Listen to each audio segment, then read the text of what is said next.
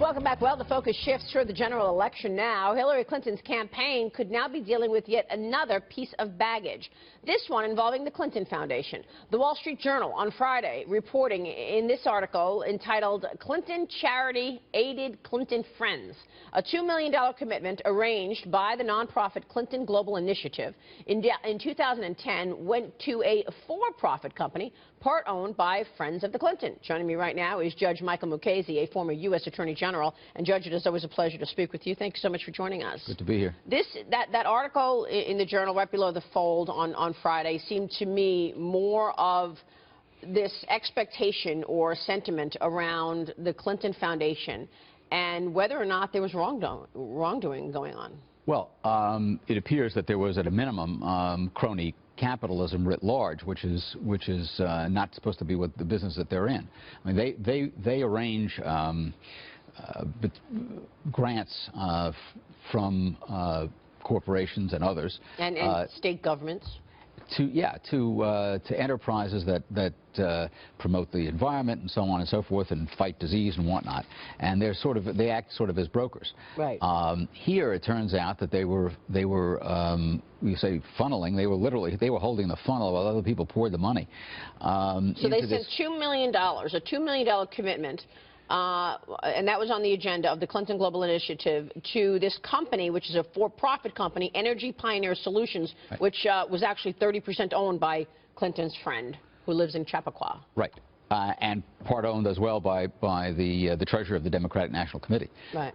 Let's not forget that. But yes, just up the road is this woman who visits the Clinton household every so often when Mrs. Clinton isn't there. I mean, more than that, when you look at some of the dealings while Hillary Clinton was Secretary of State, for example, she had dealings with, for example, the country of Nigeria. And at that time, Bill Clinton, her husband, was paid hundreds of thousands of dollars by the country of Nigeria to give a speech.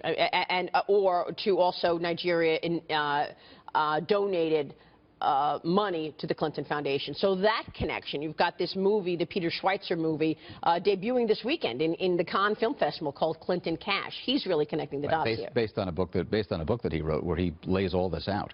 The fact is, if the money was paid to him as opposed to being paid to the foundation, that's a constitutional crime, because if it's given to him, she shares in it, and it is a violation of the Constitution for a public official to take money from a foreign government.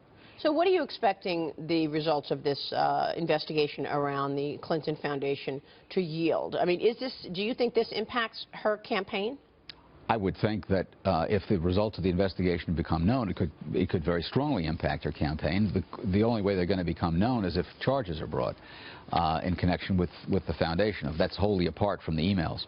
Yeah, I thought it was really, I don't know, comical that the Washington Post said that they're going to put 20 reporters on Trump. And I don't see 20 reporters on the Clinton Foundation. No. And obviously it shows, it shows you what their priorities are. Yeah. All right, let's move on to the Obamacare lawsuit. Obviously, Bernie Sanders pushing back. Federal judge has struck down the Obamacare payments, and Bernie Sanders wants this reversed. Well, it's going to go up to the Court of Appeals. It may go up to the Supreme Court. The question really, or one main question, will be whether the House of Representatives, which brought the lawsuit, has standing to bring it. The House is saying that the government is spending money that they didn't authorize. And apparently they did not authorize it. They authorized part of the disbursement. They didn't authorize the rest. And the Constitution says that no money can be spent from the Treasury unless Congress authorizes it. The administration says, no, we read the law as authorizing it, and this is just a routine lawsuit over an interpretation of a statute. Well, it's the only thing that involves the interpretation of a statute is the defense that the administration's put up. But the underlying issue is a constitutional issue. Yeah, I mean, the law provides for tax credits, but it doesn't authorize an appropriation for cutting deductibles and co-payments. Correct. It doesn't authorize an appropriation for money to the insurance companies to pay the difference between the cuts that they're to pay out the cuts that they're required to make in the premiums and in the deductibles. If they're not getting that money, obviously they're going to have to raise the premiums, raise the deductibles, which is going to mean that there's going to be more money spent on tax cuts. How do you think this plays out, and what's the timing on it? Because Senator Sanders continues to say, oh, this is going to be reversed. Well, he can continue to say that until a majority of a panel on the D.C. Circuit says it doesn't get reversed, and then it may very well go up to the Supreme Court. Interestingly, depends on what the D.C. Circuit does. If it goes up to the Supreme Court before that vacancy gets filled, then conceivably, if there's a 4-4 split, the D.C. Circuit decision could wind up being the final decision, because if there's a split in the Supreme Court 4-4, that automatically affirms the decision below. Although it affirms it only in that case, it's got no value as precedent. What are you expecting in terms of next week with the Supreme Court looking at a number of issues, whether it's the Puerto Rico bailout or abortion, and of course as well as Obamacare? Well, I think that obviously it depends on how the court splits.